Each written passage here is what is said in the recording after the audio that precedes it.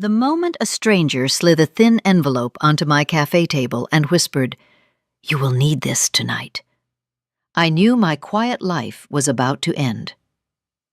The cafe sat at the edge of town, where the highway thinned into two lanes and pine trees pressed close on both sides.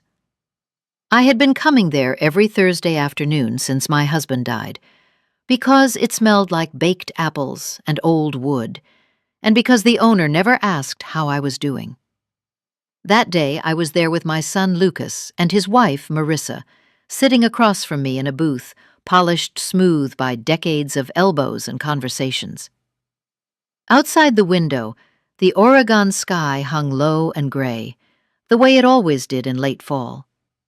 Inside, Marissa stirred her tea without drinking it, the spoon clicking against the cup in a rhythm that made my shoulders tighten.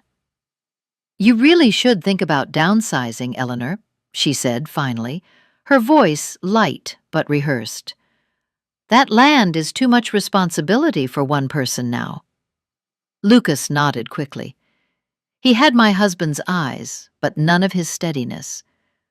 "We just worry about you, Mom. The taxes, the maintenance. Winter is coming again." I smiled, the polite smile I had learned over the last year. "I have lived on that land for 41 years, I said. "I know how to take care of it." Marissa exchanged a look with Lucas. I caught it, because mothers always do. The look that said, "Not yet, but soon." They stood to pay the bill together, leaning close, whispering the way they had started doing more often lately. I stayed seated, gathering my purse and folding my napkin, when I felt a presence beside me. She appeared so suddenly, I startled hard enough to knock my water glass sideways. The woman was in her early 50s, maybe older, with iron-gray hair pulled tight at the nape of her neck. Her coat was dark and heavy, far too warm for indoors, and her eyes did not wander or blink. They locked onto mine, as if she had been looking for me all her life. "Eleanor Hayes," she said, not a question. "Yes," I replied, my heart already racing. She placed a thin manila envelope on the table between us. Her fingers shook slightly as she let go. "You will need this tonight," she whispered. "Whatever you do, do not open it here."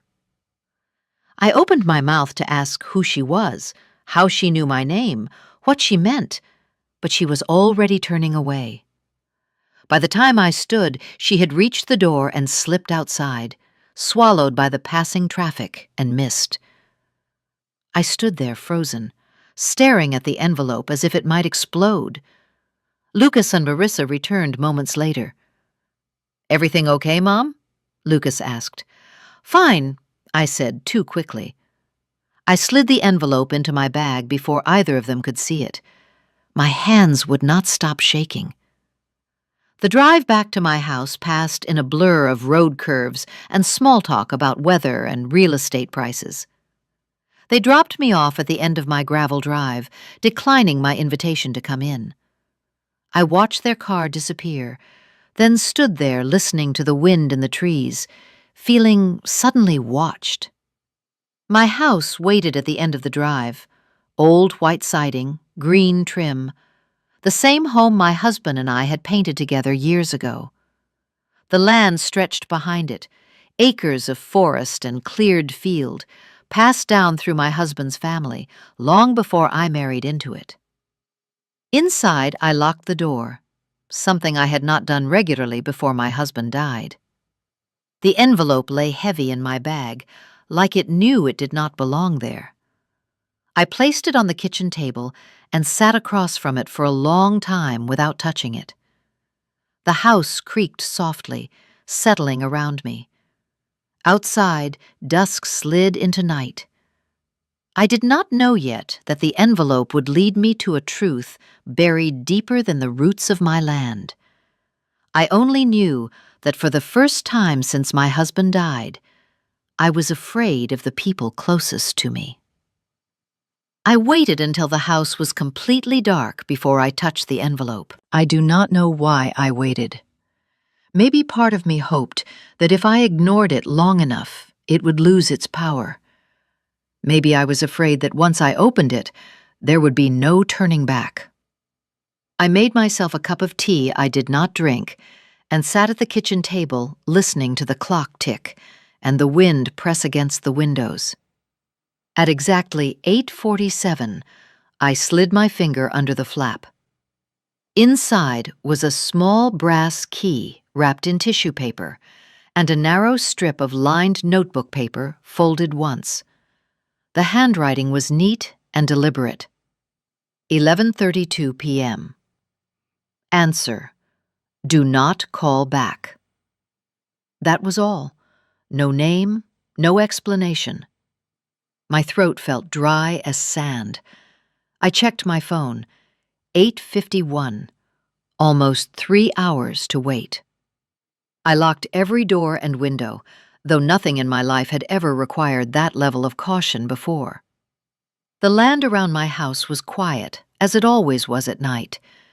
Too quiet. No headlights, no voices, just the sound of trees moving in the dark. At 9:30, I tried to distract myself by folding laundry. At 10, I gave up and sat back at the table staring at the key. It was old, heavier than modern keys, with a worn head smoothed by years of use. I turned it over in my palm, trying to imagine what it might open. At 11, I turned off every light except the one above the sink. The yellow glow made the corners of the kitchen feel deeper and farther away. My phone lay on the table, face up, screen dark. 11:31. My heart began to pound so hard I could hear it in my ears. At 11:32, the phone rang. The sound cut through the house, sharp and sudden. I flinched hard enough that my chair scraped the floor. The screen showed no name, no number. I answered on the second ring. "Hello?" I said, and my voice did not sound like my own. At first there was only breathing, slow, controlled, close to the microphone. Then a voice came through, low, distorted, as if filtered through something electronic, but unmistakably familiar. "Eleanor," the voice said. My knees went weak. I had heard that voice for over 40 years, in kitchens and fields and bedrooms and hospitals. I had heard it whisper apologies and laughter and promises. It was my husband. "No," my mind screamed. "Impossible! Do not trust Lucas," the voice continued. "Do not trust Marissa. And do not trust the local police." I pressed my hand to my mouth to keep from crying out. "You are not safe where you are. The land is the reason. They want it empty." "Who is this?" I whispered. My voice shook. "This is not funny." A pause, a breath. "I wish I could tell you everything," the voice said. "I wish I could explain, but if I do not keep it short, they will find me." My heart slammed against my ribs. My husband did not die the way they told you. What happened was not an accident, and if you let them push you out, they will erase what I left behind, erase what I whispered. At that moment, the line crackled violently. The voice cut out, then returned for one final sentence. "The truth is under your feet, Eleanor, and you have very little time." The call ended. I sat frozen, with the phone pressed to my ear long after the screen went dark. The house felt different now, charged and exposed, as if every wall had thinned. I checked the call log. Nothing, no record of the call, as if it had never happened. But my hands were shaking, my chest ached. I did not sleep that night. I sat at the kitchen table until dawn, watching the first light creep across the floor. knowing one thing with terrifying clarity. Whatever had killed my husband was still alive, and it was closer to me than I had ever imagined. Lucas came back the next morning. He did not call first. He never used to do that. When my husband was alive, Lucas always called ahead, out of habit or respect, or maybe fear of interrupting something important. Now he pulled into the driveway just after 8, as if the place already belonged to him. I was standing at the sink when I saw his car through the window. My first instinct was to hide the envelope and the key, but I stopped myself. If I acted afraid, he would sense it. Lucas had always been good at sensing weakness. He walked in carrying 2 coffees and a tight smile. "Morning, Mom," he said, placing 1 cup in front of me. "You look tired." "I did not sleep well," I said evenly. He sat down across from me, glancing around the kitchen like someone doing a quiet inspection. His eyes lingered on the door to my husband's old office a second too long. "We need to talk," he said. I waited. "Marissa and I have been discussing your situation," he continued. "The property, your finances, your health." I wrapped my hands around the coffee, but did not drink it. "My situation?" "Yes," he said gently. "You have been alone a long time now. This land is a burden. You do not need to prove anything anymore." There it was again, the same words, the same rehearsed concern. "I am not a burden to myself, Lucas," I said. He exhaled through his nose. "Mom, this is not about pride. It is about reality. The taxes alone are climbing. Insurance, repairs. If something happens out here, no one would even know for hours." Something like what I asked. He hesitated just long enough for the silence to feel heavy. "An accident," he said finally. "A fall. A medical episode." The word accident made my stomach tighten. Marissa arrived an hour later unannounced. She did not sit down.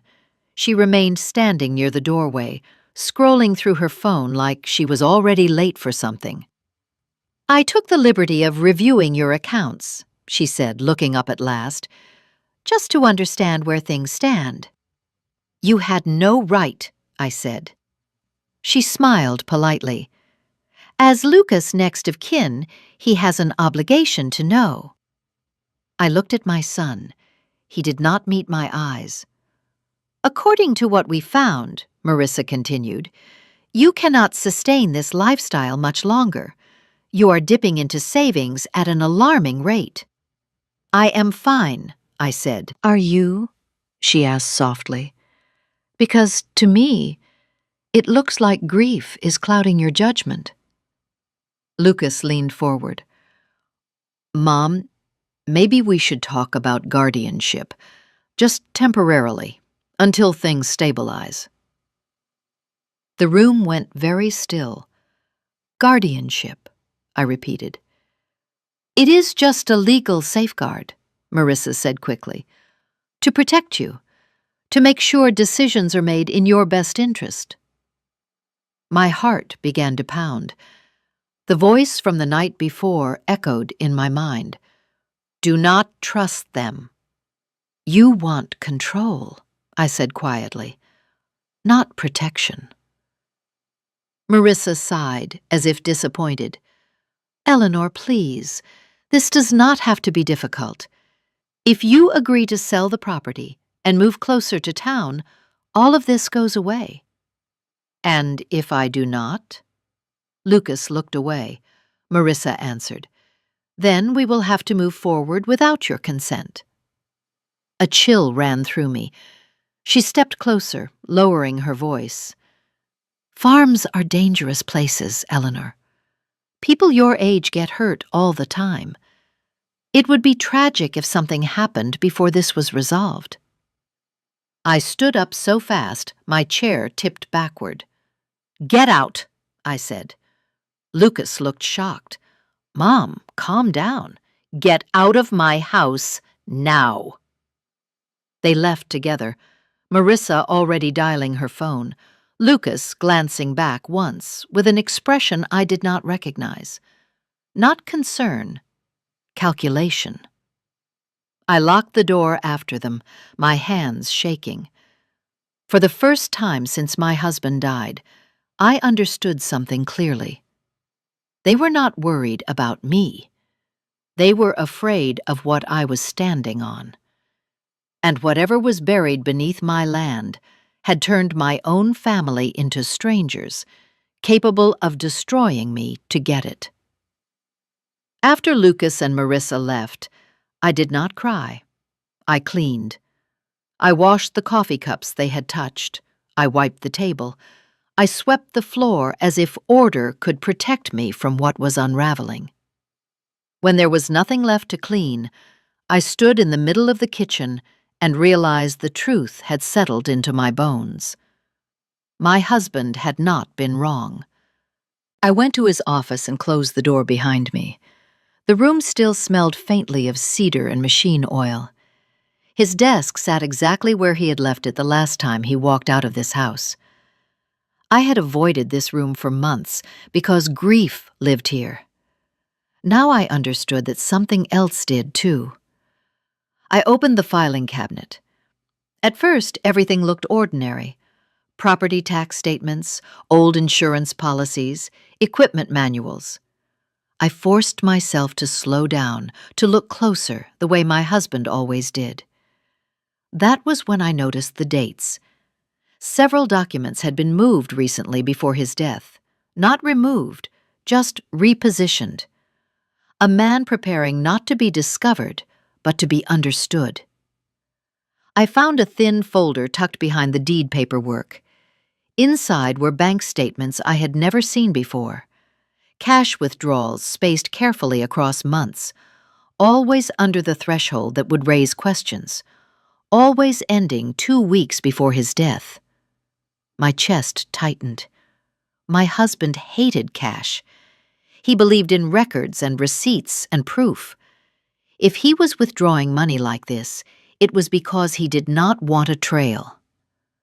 I sat down and closed my eyes, forcing myself to remember. The last year of his life he had changed. Not in ways I could explain at the time. He woke at night, took long walks alone, started locking the barn when he never had before. Once I had asked him what was wrong, and he smiled and said, "I worry too much." I kept digging. At the bottom of the drawer, I found a folded sheet of yellow paper. My name written across the top in his handwriting. Eleanor. If you are reading this, I could not stop it the way I hoped.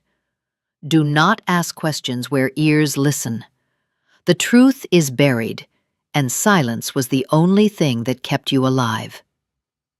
My hands trembled so badly, I had to set the paper down. Buried. The word from the phone call echoed in my head. I searched his computer next. It took longer than I expected. He had always been careful with passwords. I tried our anniversary. Nothing. I tried the dog's name. Nothing. Then I tried the address of the property, the first one he ever owned before we married. The screen unlocked. My stomach dropped. There were emails he had archived instead of deleting.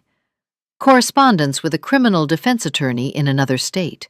Short, guarded messages, no details, just confirmations of meetings and payments. Why would my husband need a criminal lawyer? I scrolled further. Photographs. Night shots of the edge of our land. Tire tracks I did not recognize.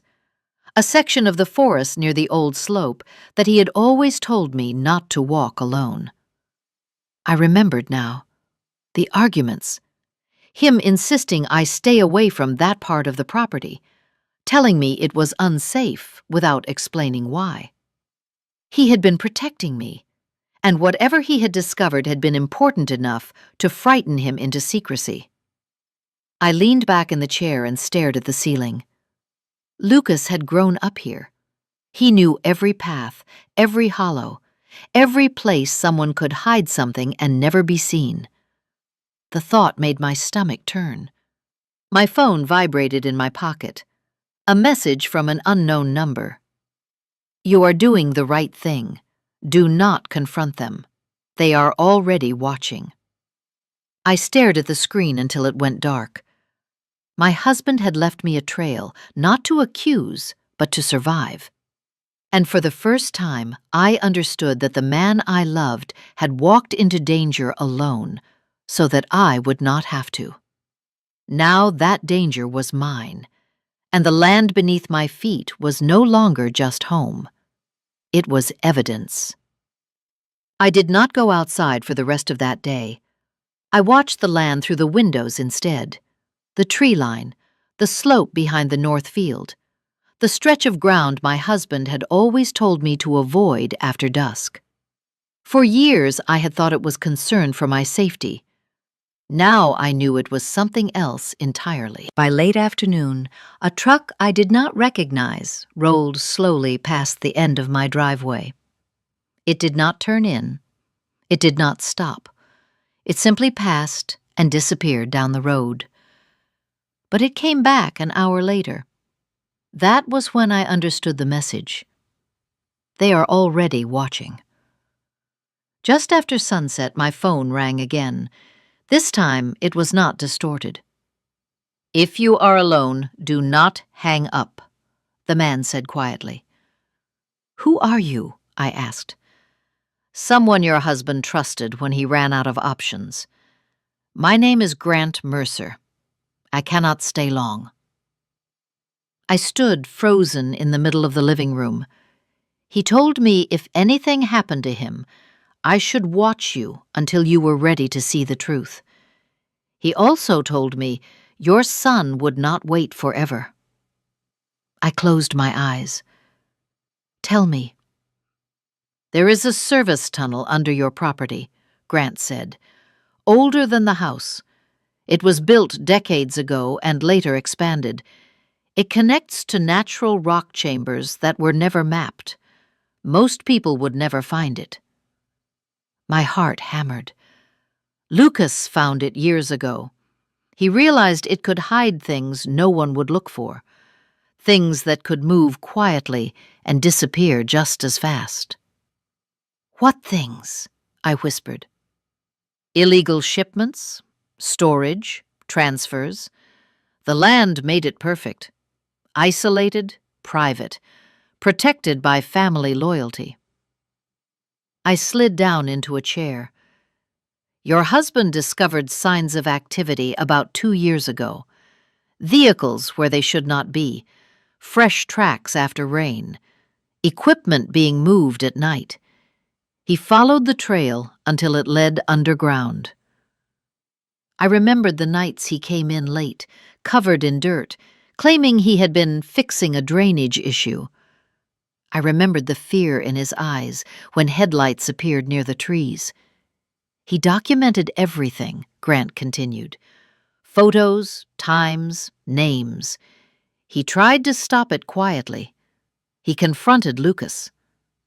My breath caught. Lucas promised to end it, to walk away. But once you are inside something like that, there is no walking away. My hands curled into fists. "Your husband refused to be silent. That is when they decided he was a problem." The words landed like stones. "He did not drown," Grant said. "His car was forced off the road. I was following at a distance. I could not get there in time." I felt something inside me crack, not loudly, quietly, the way stone breaks under pressure.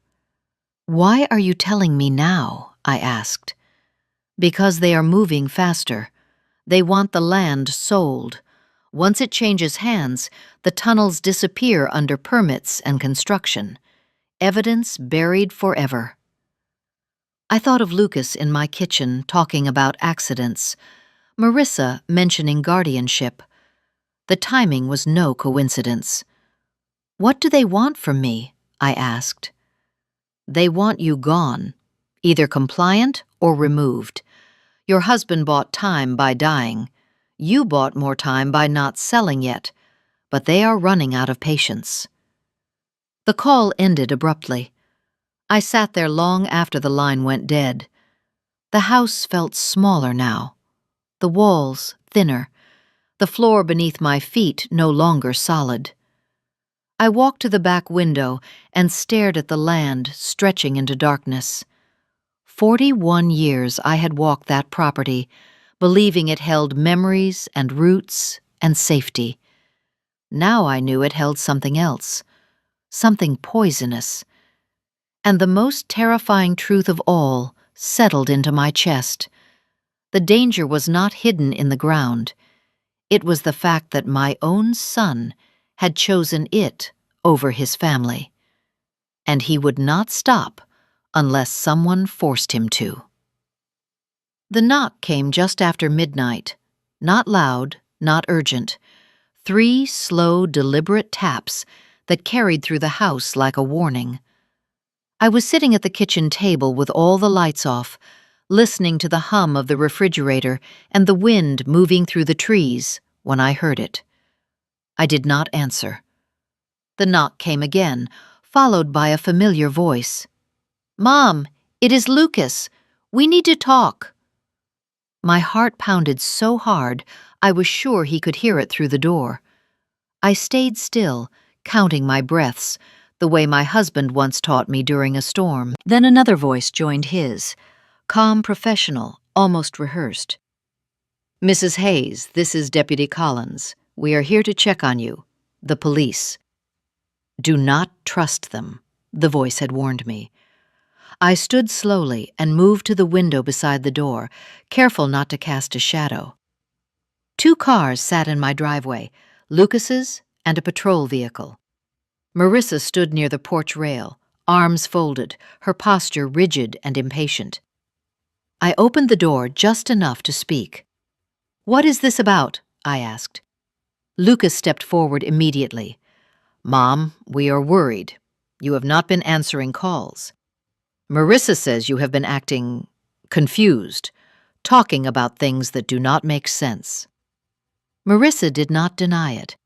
She met my eyes and smiled faintly. Deputy Collins cleared his throat. "Mrs. Hayes, we received a report that you may be experiencing distress. We would like to come in and make sure you are safe." I knew then exactly what they were doing. This was not concern. This was removal.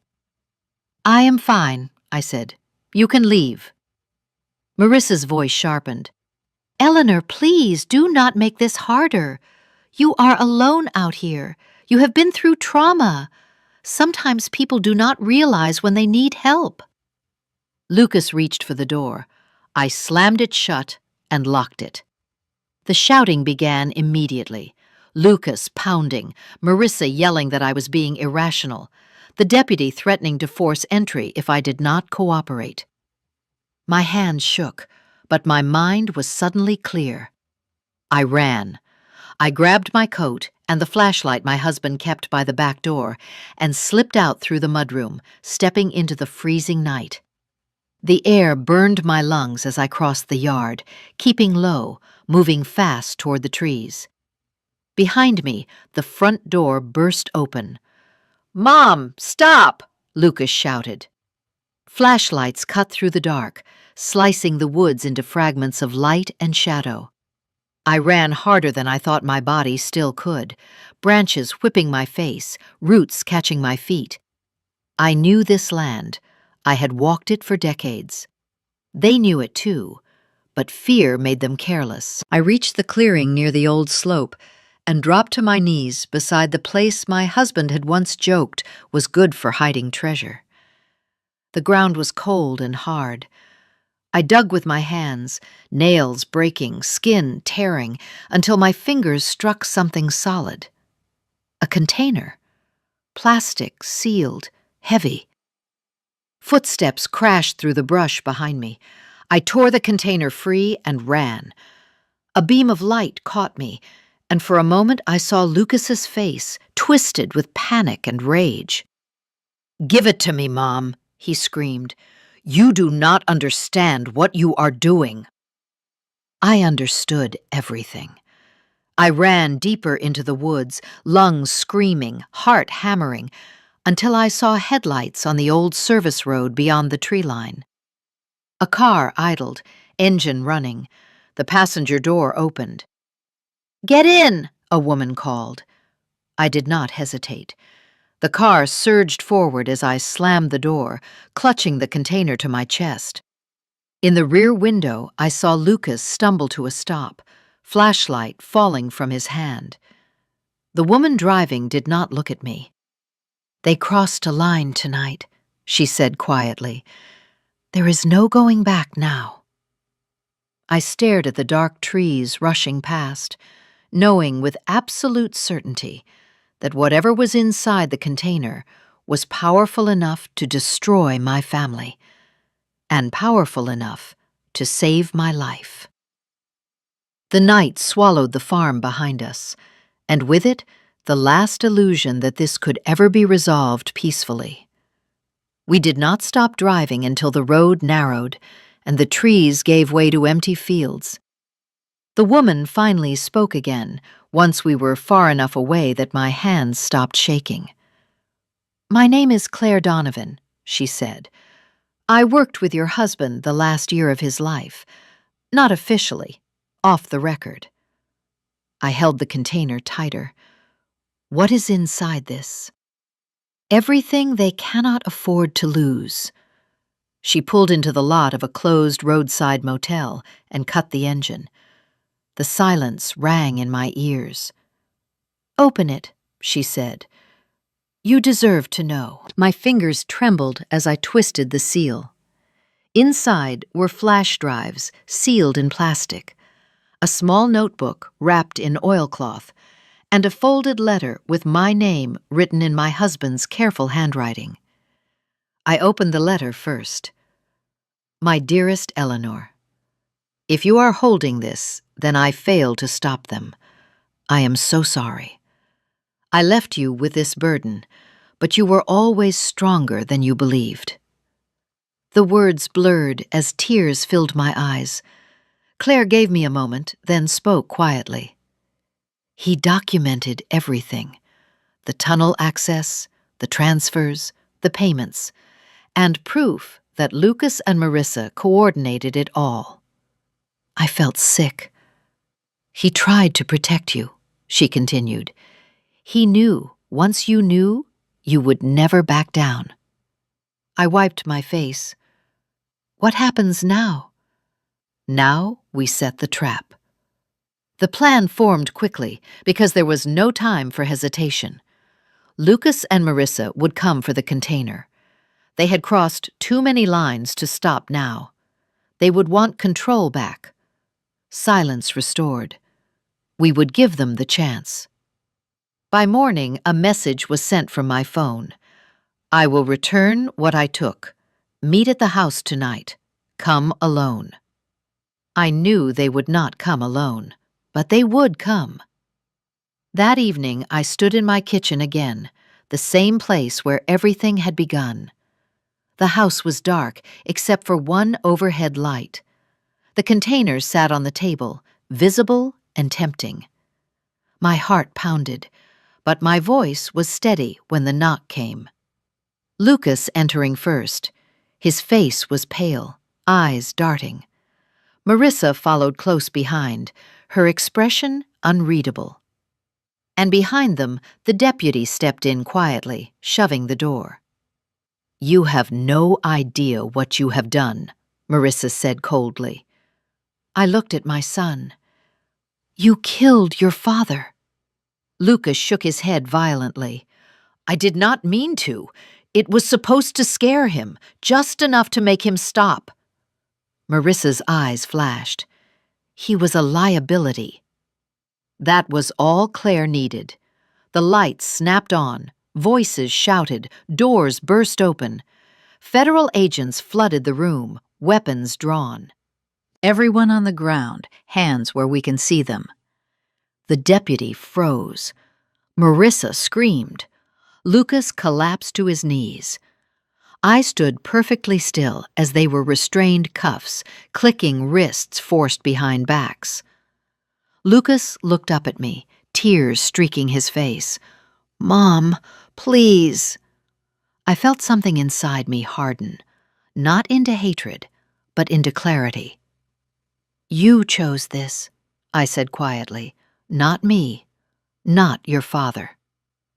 As they led him away, he did not fight. He only looked back once, like a child who had finally realized there would be consequences. When the house was empty again, I sat down heavily. Claire stood beside me. "He left you one last protection." She handed me a document pulled from the container. A trust established in my name months before his death. Funds set aside, legal safeguards triggered if the land was threatened. "He thought of everything," I whispered. "He trusted you to finish it," she said. Outside, sirens faded into the distance. The nightmare was not over yet, but the truth was no longer buried. And for the first time since my husband died, I felt something like justice beginning to breathe. The house felt hollow after they were gone, not quiet in the peaceful way, but emptied, like something vital had been torn out of it. I sat alone at the kitchen table long after the agents left, staring at the place where my son had stood in handcuffs, unable to reconcile the memory of the boy I raised with the man who had chosen profit over blood. Dawn arrived slowly, pale light spilling across the floorboards. I realized I had survived the night. That felt like an achievement I did not know how to name. The weeks that followed moved with a strange intensity. Statements, lawyers, investigators walking my land with maps and equipment. The tunnels were sealed and documented. What had poisoned the ground beneath my home was finally exposed to the air. Lucas was charged. Marissa received a longer list of charges than either of them expected. The deputy resigned before the indictment reached his desk. I did not attend the first hearing. I was not ready to see my son behind glass. Instead, I walked the land. I walked the fields at sunrise. I stood at the edge of the forest, listening to birds return to places that had once felt watched. I dug my hands into the soil of the garden and let the earth remind me that not everything buried is meant to stay hidden. One afternoon, a letter arrived from my husband's attorney. Inside was confirmation of the trust my husband had established quietly months before his death. Enough to maintain the property. Enough to protect me from being forced out. Enough to choose my future without fear. He had known. He had prepared for this outcome even when it meant accepting his own. I cried then, not from pain, but from gratitude. In time, the farm changed. I leased part of the land to a young couple committed to sustainable work.